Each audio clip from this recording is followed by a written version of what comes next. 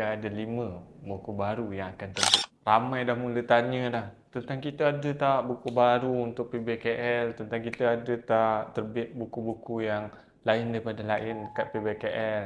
So, hari ni saya nak jawab, kita ada 5 buku baru yang akan terbit. Tapi, untuk video kali ni, saya nak share 2 je. Iaitu buku Midnight Playlist yang ditulis oleh D, penulis rahsia tentang kita. Ini buku dalam bahasa Inggeris, fully English yang kita keluarkan, dan ada lagi satu buku bahasa Inggeris dengan penulis baru kita iaitu Auni Bahari.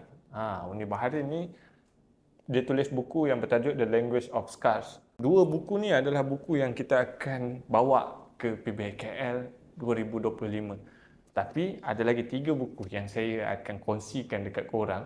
Cumanya bukan sekarang lah, nanti. Untuk video yang akan datang, kita cerita lagi 3 buku yang kita tak reveal lagi tajuk dia. Kita tak bagi tahu lagi siapa penulis dia. Kalau korang rasa nak teka, korang teka dekat ruangan komen siapa penulis tentang kita yang akan terbitkan buku pada Pesta Buku Antarabangsa Kuala Lumpur 2025.